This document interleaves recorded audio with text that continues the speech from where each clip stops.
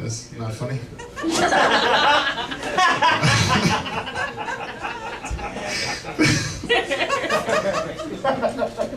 Micah! Energy drinks. Micah! All it says is energy drinks. Energy drinks, they suck because they make you pee. I got nothing. Micah! Give him the microphone. It just gets to this point where I don't want to let it go, you know what I mean?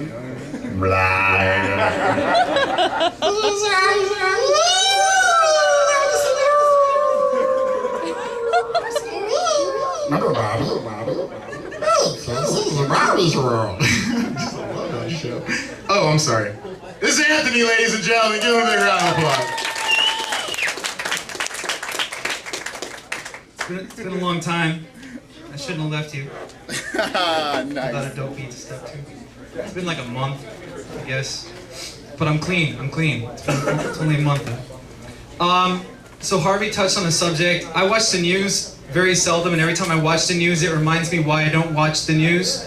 Because it's just like a bunch of bullshit. The whole Michael Phelps thing. They have all these online polls for people who don't spend their days downloading free porn. So they had these online polls about whether or not his gold medals, some of them, or if not all of them, should be revoked because they saw him like smoking marijuana.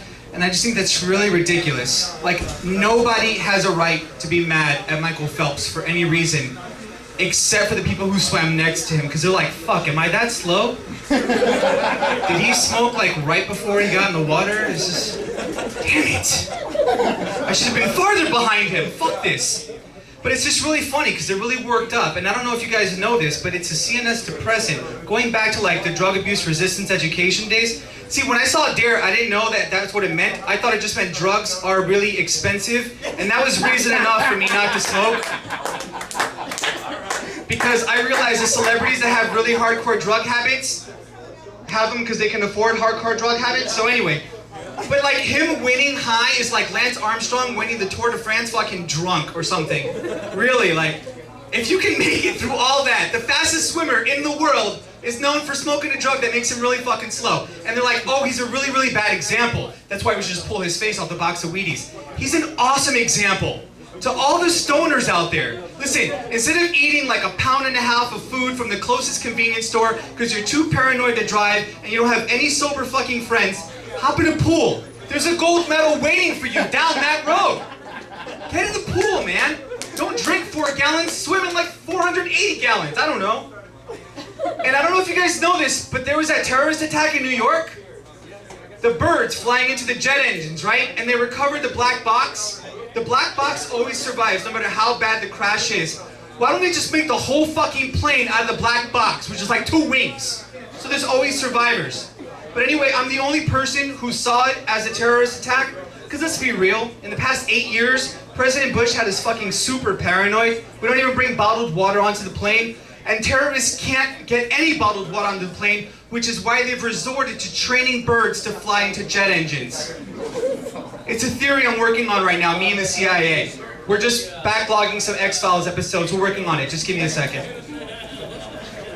My cell phone beeps, lights, and vibrates to tell me that my battery is low.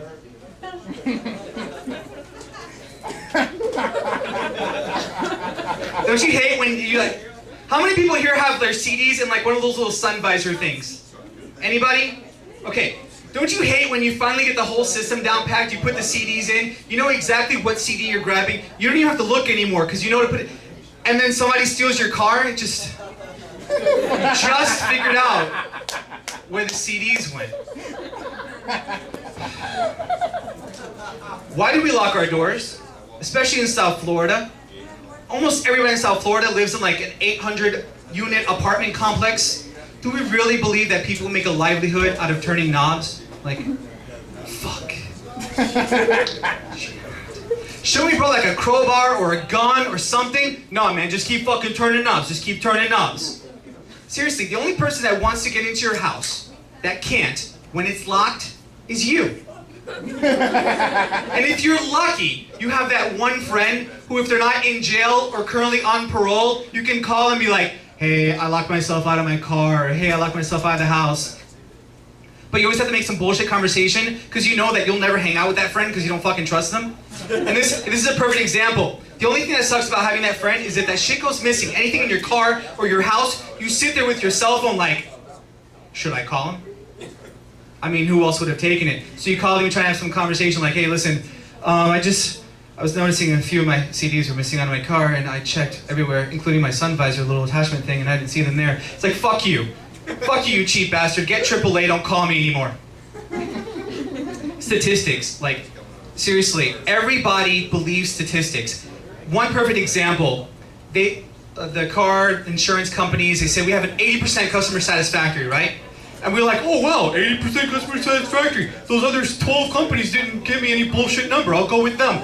No, they don't have an 80% customer satisfactory, okay? But only 20% of their customers are diligent and patient enough to wait on hold for 14 minutes after 6 extensions to say, your service fucking sucks. If the hold was like 30 seconds, they wouldn't even have a commercial worth filming. But we believe it. Like, you have 9 out of 10 dentists. 9 out of 10 dentists approve this toothpaste or this fucking Oral-B or whatever. 9 out of 10 dentists are gonna end up eventually ruling the fucking world. It's gonna get so asinine and so retarded, you're gonna see a commercial. 9 out of 10 dentists recommend Valtrex for their herpes outbreak. But seriously, as stupid as it sounds, like what do dentists know about herpes? It's just like what the fuck does George Foreman know about cooking lean food? But he's selling the shit, so obviously some of us are believing it. I don't know if you remember me, I got my face bashed in by Muhammad Ali. You wanna buy this grill?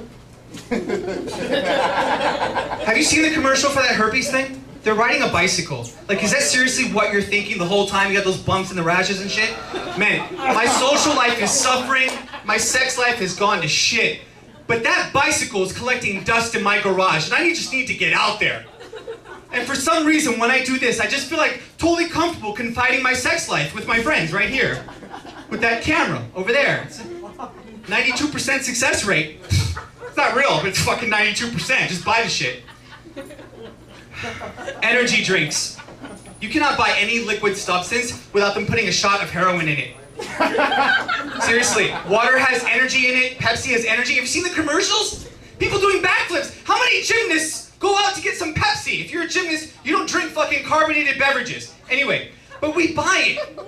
Seriously, every morning, I live next to a Starbucks. I go there really early in the morning to write. Those people, oh, you know how it is, I just can't go without my coffee. Have you guys seen Resident Evil, the zombies? That's exactly Starbucks at like 7:40. I'll have a 15-syllable shot of $4.80 coffee, please. Mocha laka cuckoo shika sai soy. Coming right up, sir. But you need that for some reason. Here's the funny thing. Like 85% of Americans work in an office. What do you need 400 ounces of caffeine for? It's like I have a really long day of stapling and looking at a computer monitor, and if I don't have 400 ounces of caffeine intravenously, I don't think I can get through that long day. I can't even make it to lunch. There's some guy working a fucking jackhammer. Water, like bottled water is a luxury. He has no idea what the fuck Red Bull is, but he bets his friend $50 he'd ride it if he had the chance. Red Bull with vodka, a CNS depressant with a CNS accelerant. Your mind just sits there like, this is fucked up. What are you doing? Why do people put a newspaper over their head when it rains? Now you're wet and covered in ink. If you don't teach your kid any curse words and they develop Tourette's, what do they say then? It's like, I gotta understand the kid's in a rough family. Fuck you, bitch! No, fuck you, asshole! Don't curse in front of the fucking kid! You see it right there! And the kid grows up, you're out of some douche restaurant like P.F. Chang's. Kid's like 9, he's got Tourette's, it's unfortunate. You're just sitting there trying to get through your meal, and fuck you! Shit! Yeah, I sucker! People come over, sir, I'm sorry. Could you just remove that child from the restaurant? Do you have a garage or a shed? Could you build one? Maybe buy a dog, chain him to the dog just for a walk or something. But I just need him away. Me and my wife are trying to enjoy dinner here. But see, then the kid grows up, let's say, right, ideally, the kid grows up in a wholesome family. Never heard a curse word ever in his life. He's 9 years old, you're at an equally douche restaurant, like Macaroni Grill or whatever. And you're there, and the kid's drawing on the table or whatever the fuck they let you do for an overpriced meal. So the kid's there, And he's just like, shoelaces, Twizzlers, yummy bears. People come over, he is adorable. Does he do parties? Because my daughter, she's got this thing next week. We were gonna get a clown, but he's much more amusing. Speaking of kids, could they make Wanadu City any fucking bigger? Like seriously. I was there for 3.5 hours. I took my niece. After 3.5 hours, I swear I lost at least 45 pounds. Because 1 second, I could have sworn my niece was right there, and the next I couldn't find her. She weighs about 45 pounds. It's okay. Like at 1 o'clock in the morning, somebody's like, oh, he lost his niece. That's not nice. Did he go back to get her? Why do we say things like no offense and I'm not trying to cause any trouble when we know that's exactly what we're about to fucking do? It's like, hey, listen, you're getting ready with your friends, right? You always have that one that's always super late, but you need her because she's enough of a whore to flirt with the bouncer, so you don't have to pay the cover because you always get there late. You're like, oh yeah, she's like, what do you think, this or this? I'm like, well, no offense, you look like a filthy skank, but I mean, I'm just kidding, right? Or you're like, I'm not trying to cause any trouble.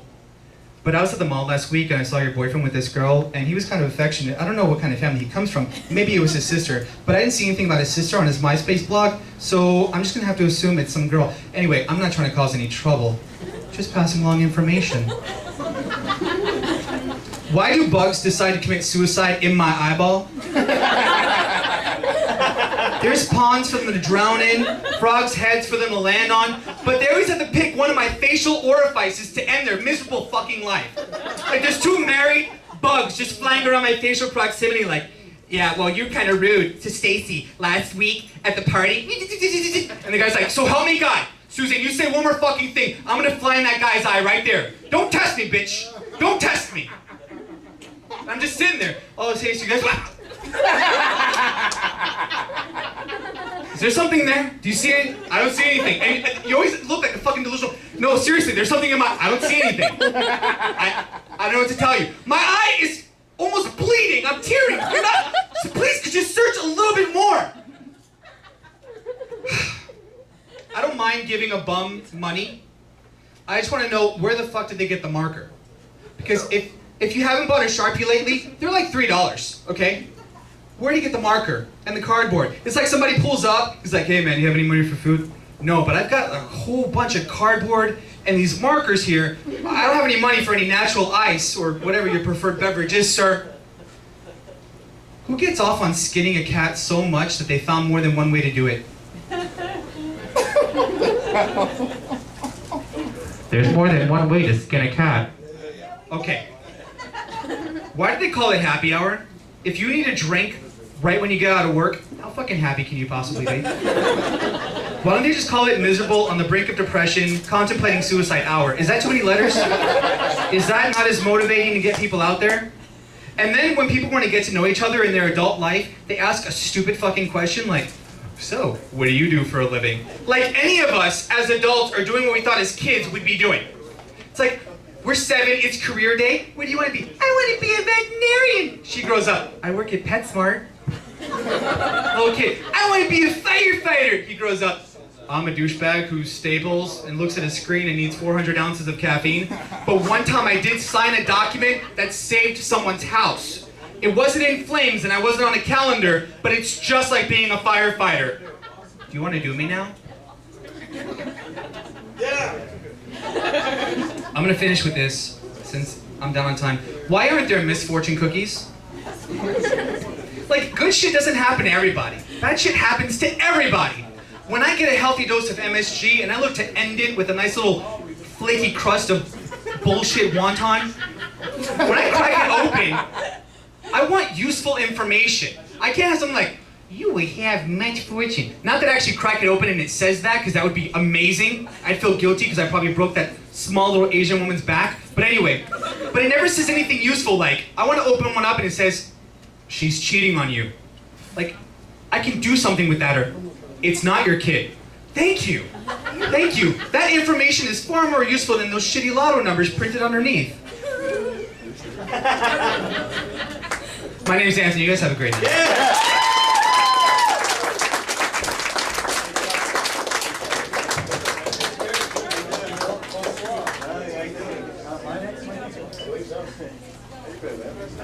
That was Anthony. He's angry. Yeah, let's give him a round of applause. Come on, that was awesome. We love the funny people. We'll have some next week, I promise.